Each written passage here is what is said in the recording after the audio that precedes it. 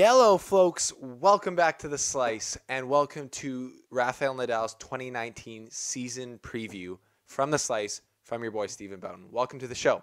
In this episode, we are going to look at Rafa Nadal's last year, his 2018 year, his very injury-prone year, and see what happened there.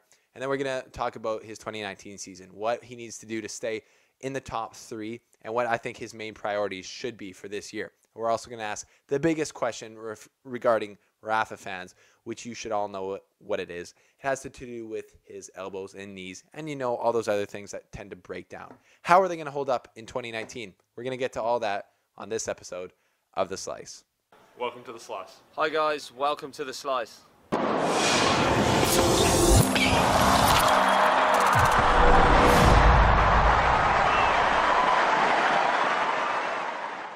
Thanks for tuning in.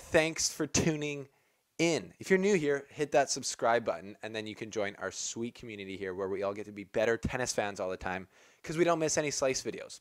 So, Nadal. So, his 2018 season started off in the Australian Open where he had to pull out of the semifinals against Marin Cilic in a tight match there because of an injury. He was pretty injured then in the Sunshine Double. I don't even think he played those if I remember correctly.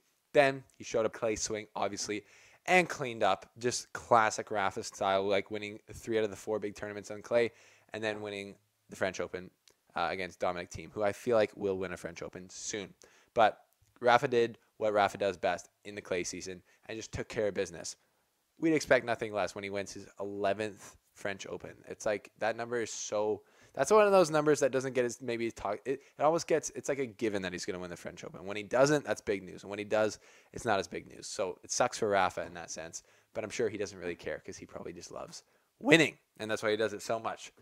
But after that, he went into the grass season, had a pretty good Wimbledon actually, made it to the semifinals and lost a tough one to Novak Djokovic.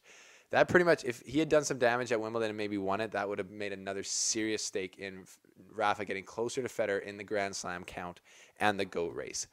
For me, Federer is still solidly there. For you, maybe not. It's up to you guys. Let me know in the comment section. But Rafa finished off the season being kind of injured in different areas. Had an amazing match against Dominic Thiem at the U.S. Open, which took all of his gas out and took his body out of contention. Then he basically had to throw in the towel against Del Potro. So his body played a huge part in his 2018, making it very up and down. So going into 2019, that's going to be the thing on the forefront. In my last video, or the video where I talked about the first week of the ATP tennis, and we did a first 5 or most 5 dangerous players coming to the Australian Open. I put him as number 5 because we don't know where his body's going to be.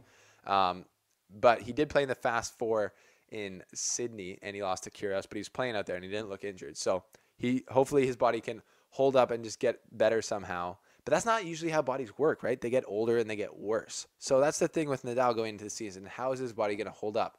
The biggest thing for him is he going to be able to defend his points on clay? Because if he doesn't, he'll probably drop out of the top 3. And then that will be bad for his kind of standing in these tournaments. And that might just start the end for him as far as like he's getting older now and his body might start breaking down and he can't keep his ranking up. But the one thing he does have going for him is he hasn't lost any of his competitive spirit, because that could happen maybe once you've won as much as he has and once you've had the same injury a million times. But we saw him fight so hard at the U.S. Open when he beat Dominic Thiem. I felt Thiem was playing better in that match the whole time, and he's pressing the issue. But Nadal kept sticking it out at the end. And at the end of that 5th set in like the 4.5 hour, he was still making Dominic Thiem hit 3 extra shots in every rally. Even though Dominic Thiem was the aggressor, he wasn't giving up, and he just played vintage Nadal and just grinded out that win. So that was inspiring to see, and that actually what made me clue into that he is probably the greatest competitor that the men's tennis game has ever seen, because that is just an insane amount of drive to keep going, and I still think he has that. So that's what's going to keep him going. He just needs his body to back him up on that. So, do you think that, Slice fans, do you think that Rafael Nadal's body is going to hold up in 2019? Or is it going to be the reason that he drops off a little bit as far as ranking and performance go? Let me know in the comment section below. And as always, thanks for watching. Thanks for tuning in. And I'll see you next time.